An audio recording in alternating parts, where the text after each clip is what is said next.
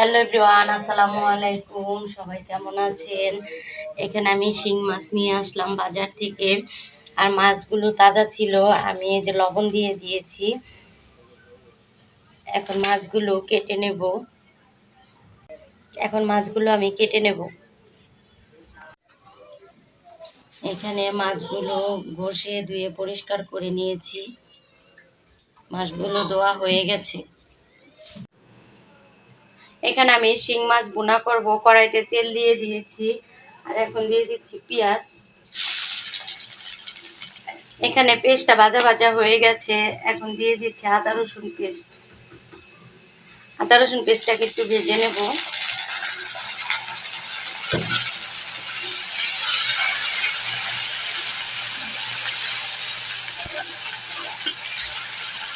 অল্প করে পানি দিয়ে দিচ্ছি।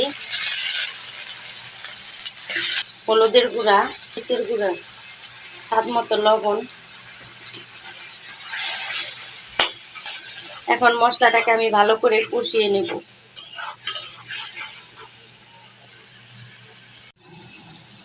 এখানে মশলাটা কষানো হয়ে গেছে। আমি একটা টমেটো দিয়ে দিচ্ছি।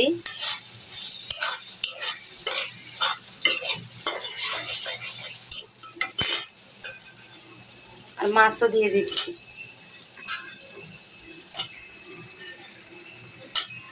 নেড়ে চেড়ে মাছটাকে ভালো করে কষিয়ে নেব। অল্প একটু পানি দিয়ে দিচ্ছি।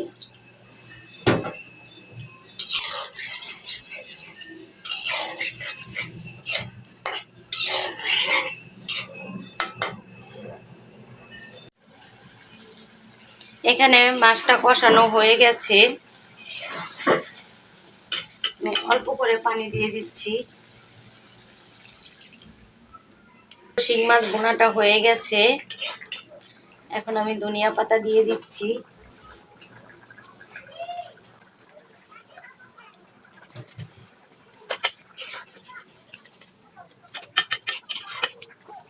এখানে শিং মাছ ভুনাটা হয়ে গেছে।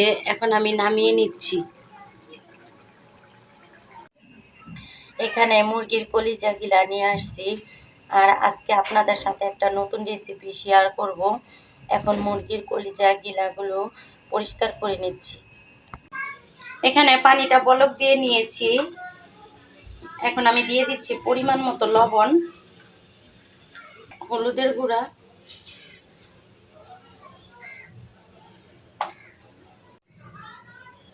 আদা রসুন পেস্ট,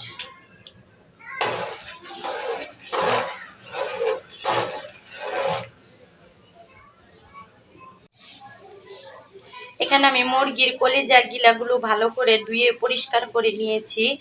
এখন এগুলো সিদ্ধ করে নেব। এখানে পানিটা বলক এসে পড়েছে। এখন কলিজা গিলাগুলো দিয়ে দিচ্ছি।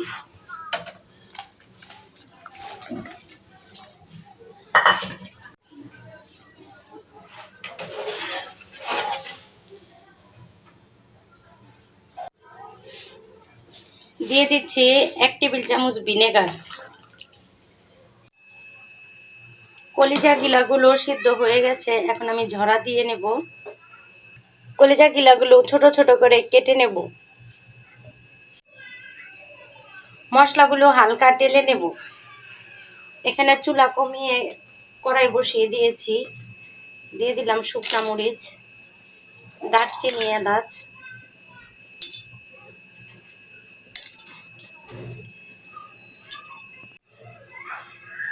দিয়ে দিচ্ছি একটা জর্তি, সোয়াজ পাখি, ধনিয়া, কালো গোলমরিচ, 2টা তেজপাতা।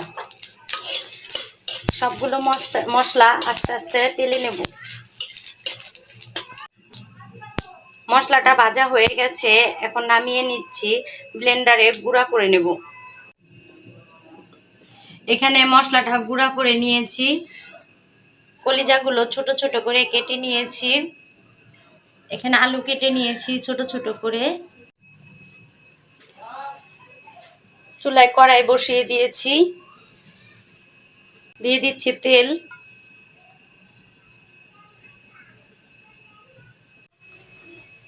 এখানে তেলটা গরম হয়ে গেছে। এখন আমি আলুগুলো ভেজে নেব।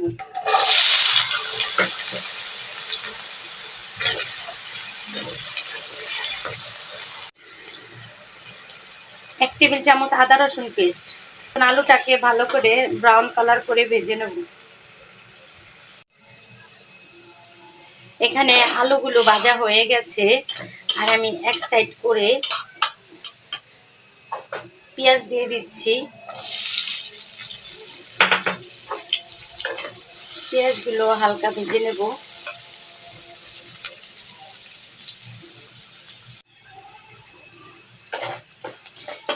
এখানে পেঁয়াজ আর আলুটা ভাজা হয়ে গেছে, এখন আমি কলিজাগুলো দিয়ে দিচ্ছি।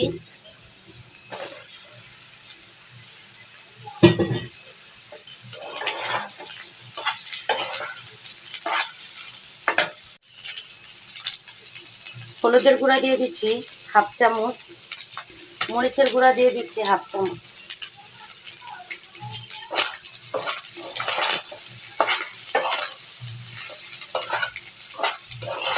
নেড়ে চেড়ে ভালো করে মিশিয়ে নিচ্ছি।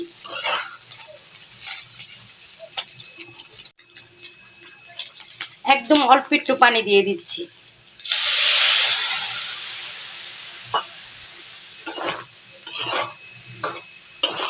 এখন সবগুলো একে একে ভাজা ভাজা করে নেব। তরকারিটা এখনো হয়নি, আর একটু হবে। আমি একটু মাঝখানে নাড়া দিয়ে দিচ্ছি।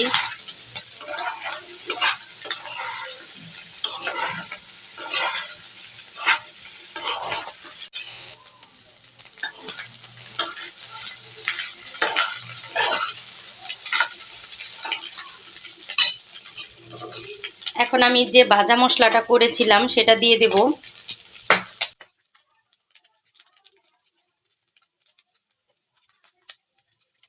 একদম কমিয়ে দিতে হবে।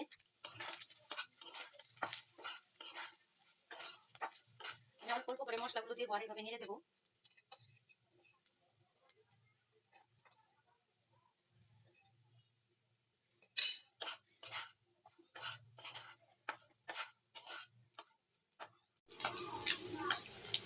দিয়ে দিচ্ছি অল্প একটু লেবুর রস।